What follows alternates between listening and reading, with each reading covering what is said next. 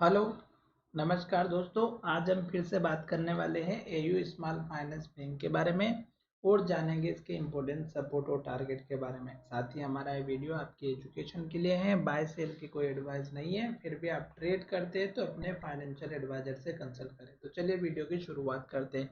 दोस्तों, इस वीडियो में अगर आप देखेंगे तो स्टॉक में मैंने वीकली चार्ट लगा के रखा हुआ है और फिर हम देखेंगे डेली चार्ट। तो वीकली चार्ट अगर आप देखेंगे तो ऑब्वियसली आपको दिखाई दे रहा होगा कि स्टॉक हमारा जब पुराने लेवल्स पर ट्रेड कर रहा था तो स्टॉक ऊपर की तरफ गया था। यहाँ पर स्टॉक में गिरावट आई थी और फिर से स्टॉक हमारा उन्हीं लेवल के आसपास ट्रेड करता हुआ नजर आ रहा है। तो हमें क्या करना चाहिए कि स्टॉक में सपोर्ट लेवल जरूर लेकर के चलना चाहिए। स्टॉक भले कितना भी अच्छा हो, हमेशा एक स्टॉप लॉस लेकर के अगर आप काम करोगे तो डेफिनेटली आपको प्रॉफिट होता हुआ नजर आएगा। अब यहाँ पर एक चीज आपको ध्यान में ये रखना है कि जब भी स्टॉक हमारा पुराने हाई के पास आता है, जैसे कि यहाँ पर स्टॉक ने हाई बनाया था और स्टॉक यहाँ पर उस हाई लेवल पर आया तो स्टॉक में गिरावट आई, तो आपको हमेशा से ही पुराने हाई लेवल का महत्वपूर्ण योगदान रहता है सभी स्टॉक में। तो आपको इस स्टॉक में भी दिखाई दे रहा होगा।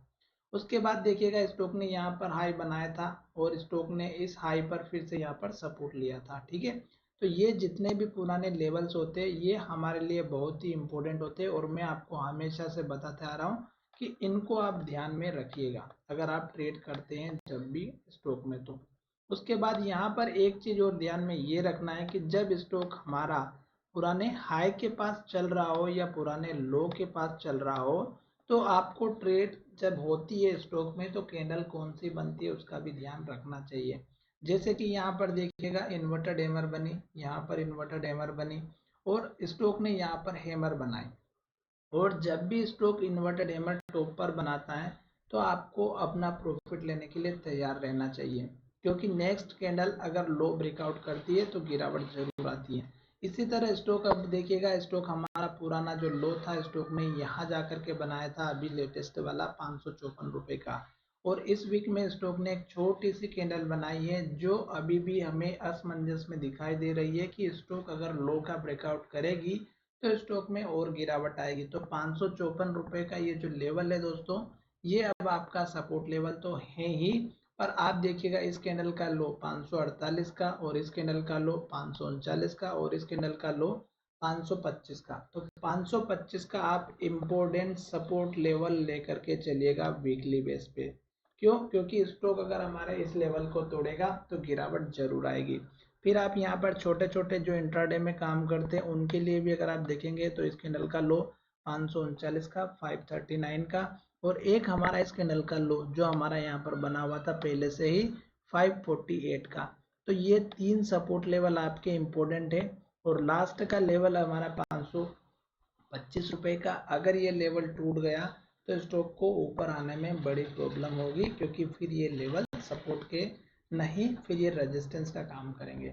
अब हम चलते हैं थोड़ा सा उस लेवल की तरफ जहां पर हमारा डेली चार्ट है। तो अभी वीकली चार्ट हमें नेगेटिव इंडिकेशन दे रहा है। क्यों? क्योंकि यहाँ से लेके यहाँ तक स्टॉक ने रेड कैंडल बनाई और लो बनाया और लो के पास क्लोजिंग हुई। अभी भी स्टॉक ने इस वीक में लो बनाया था और अभी स्टॉक हमारा इस वीक में जो क्लोजिंग हुआ इसी कैंडल के अंदर हुआ। तो जब तक स्टॉक ने लो बनाया है, नई फ्रेश एंट्री तो बिल्कुल भी नहीं लेना है, ना ही एवरेजिंग करनी है जब तक स्टॉक हमारा कंफर्मेशन ना दे दे। अब हम चलते हैं डेली चार्ट में। तो डेली चार्ट में मैंने आपको तीन सपोर्ट लेवल ऑलरेडी बता दिए। अब आप देखिएगा कि स्टॉक यहाँ से गिरते हुए आया, स्टॉक ने स्लो को बनाया, फिर यहाँ पर लो बना दिया, फिर यहाँ पे लो बना दिया और फिर यहाँ पे लो बनाया।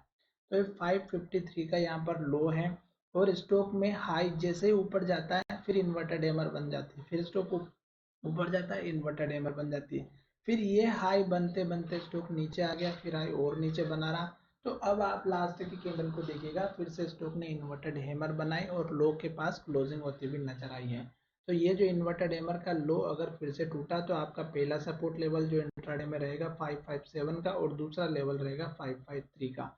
अगर ये लेवल टूटा तो डेफिनेटली ये दोनों तीनों में से एक लेवल जरूर देखने को मिलेगा और हो सकता है कि स्टॉक एक ही दिन में सारे लेवल्स तोड़ के स्टॉक नीचे आ जाए। क्यों? क्योंकि स्टॉक डाउन ट्रेंड में तो चल ही रहा है, स्टॉक में अप ट्रेंड अभी तक बना नहीं है। जब तक स्टॉक में अप ट्रेंड आएगा कंफर्मेशन आना बहुत जरूरी है। आशा करता हूँ कि अगर ये वीडियो आपको पसंद आया होगा तो वीडियो को आप जरूर लाइक करेंगे, शेयर भी करेंगे। और 200 डेज का मूविंग एवरेज जब तक स्टॉक को ऊपर नहीं जाने दे रहा है तो आप भी ऊपर ना ले, मेरे हिसाब से खरीदे ही नहीं। क्योंकि अगर स्टॉक एक बार इसके ऊपर चला जाता है या नीचे चला जाता है तो स्टॉक को ऊपर आने में बड़ी परेशानी होती है। तो अभी स्टॉक नीचे जाना है, सपोर्ट पे जरूर खड़ा है पर कंफर्मेशन नहीं मिला है ऊपर जाने के लिए। तो आशा करता हूँ कि जब तक स्टॉक लो बना रहा है वेट करेंगे। और हो सकता है कि इस स्टॉक में अभी 1 तारीख को मर्जर की न्यूज़ भी आने वाली थी। तो अगर मर्जर के बाद जो स्टॉक की चाल रहेगी या स्टॉक उसके बाद में जो भी आपको रेशो के हिसाब से मिलेंगे, शायद फिर उसके बाद स्टॉक की जो प्राइस है वो चेंज हो जाए और उसके बाद में टेक्निकल अलग हो जाए। ठीक है, तो चलिए वीडियो को हम यहीं पर विराम करते हैं। जैसे कोई न्यूज़ होगी इस स्टॉक से रिलेटेड मैं आपके साथ शेयर जरूर करूंगा।